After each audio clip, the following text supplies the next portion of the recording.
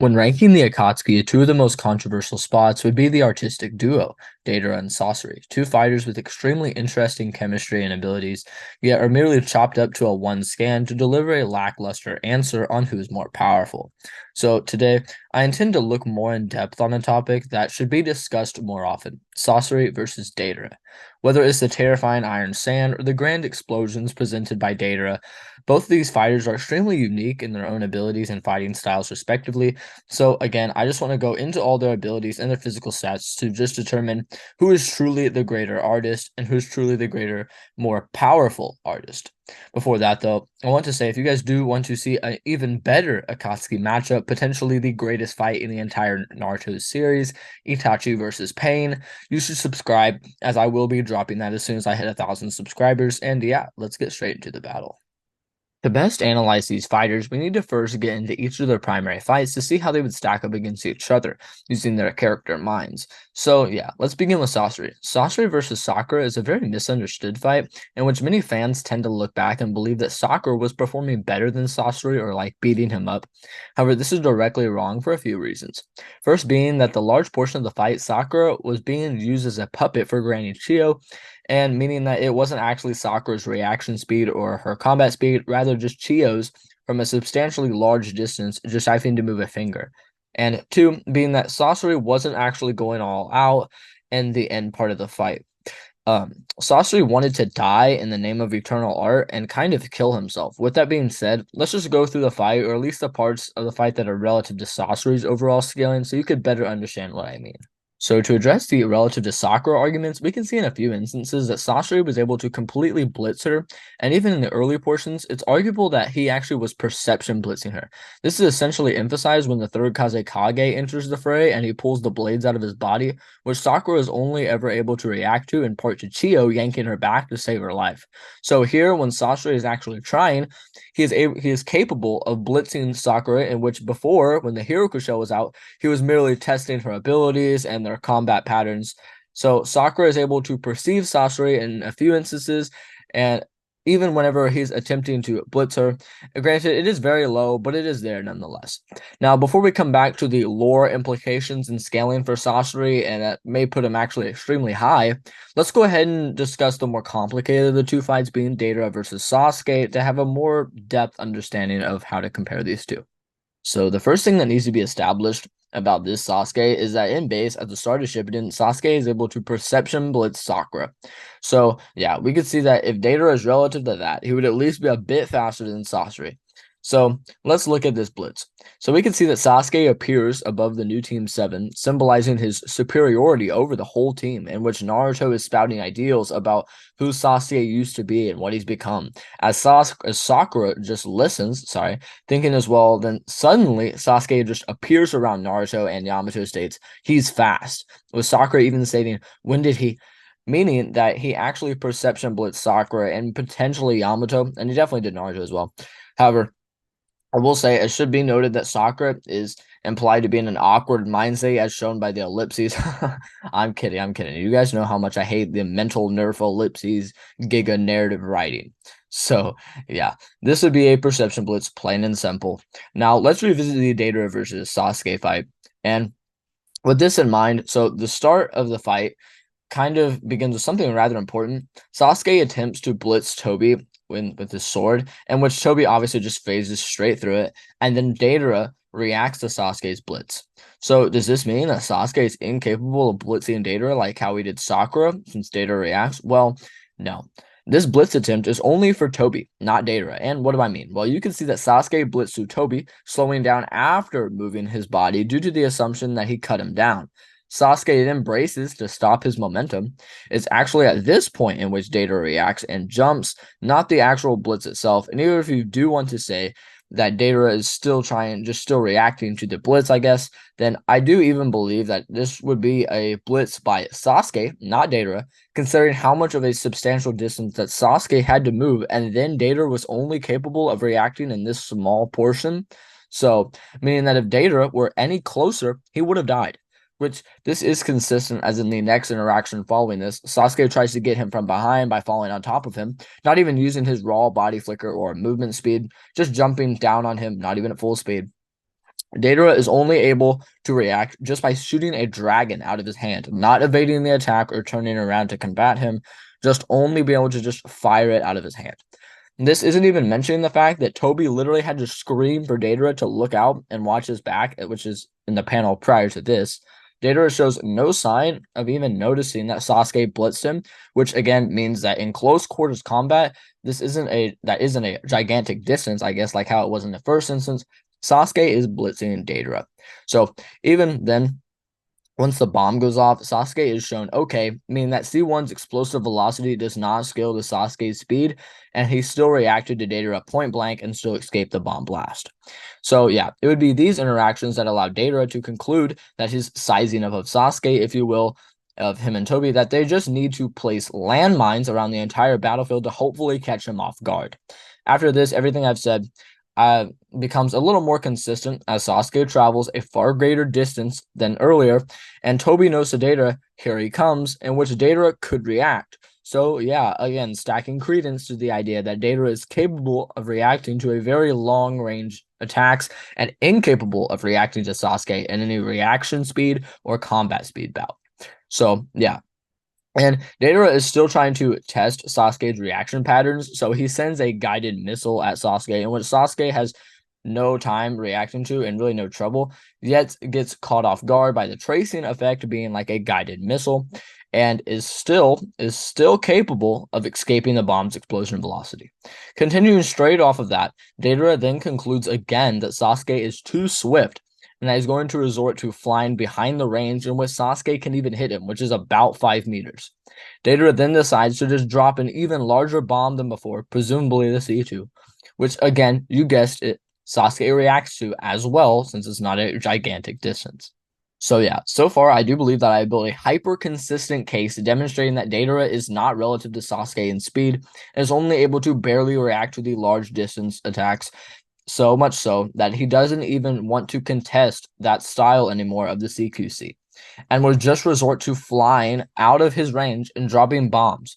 So for each of the raw combative speeds, being Deidara's combat speed and or reactions with his bombs, then Sasori's finger movements with the puppets respectively, we have Sasori above Sakura in speed and Deidara below Sasuke, which leads me to the conclusion that they would be relative in speed, with maybe Deidara having an edge if you're being generous. And that's only if you're taking this more suppressed Sasori and don't delve into his lower speeds and where he could be.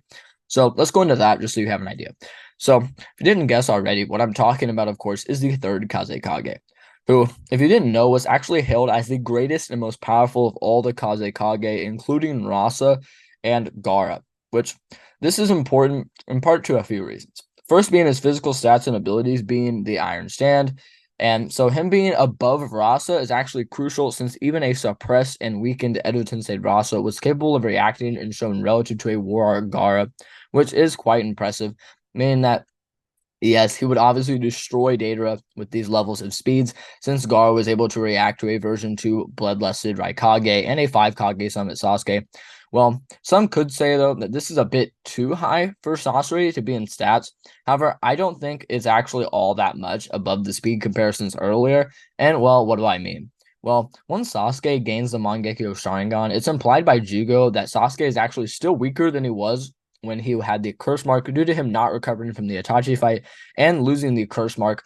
Which, what's interesting about this is that it's consistent that once Sasuke invades the Kage Summit, we get a few implications that Sasuke is just actually just above his previous Mangekyo self due to his hatred swelling into power, I guess.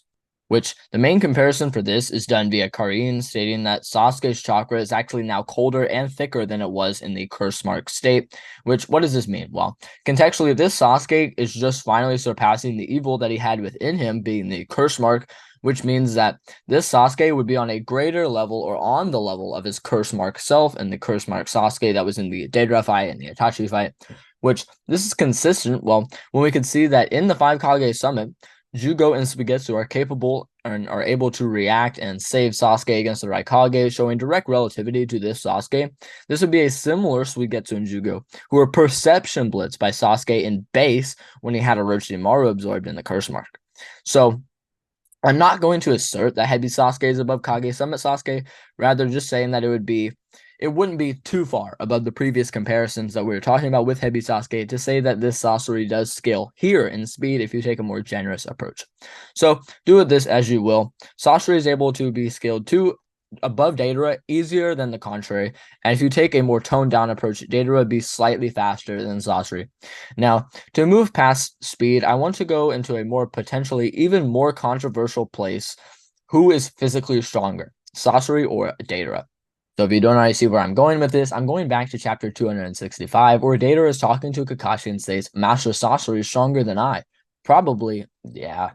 So, does this mean that Sasori is just stronger than Deidara in overall stats or physical strength? Well, not necessarily. And what I mean is, I'm sure by now you've all heard the counter argument to this. Well, Deidara was just wanting less opponents, so he was lying and saying, Kakashi, go over there.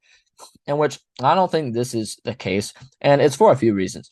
First being that Deidara could simply just be scared of Kakashi, due in part to his reputation around the entire world as the copy ninja, and since if he got Kakashi away, it would grant himself a far easier time against the Nine-Tails Jinchuriki, and this would also just be suppressing his cocky nature to admit that Sasori is stronger than him on the basis that Sasori could beat Kakashi.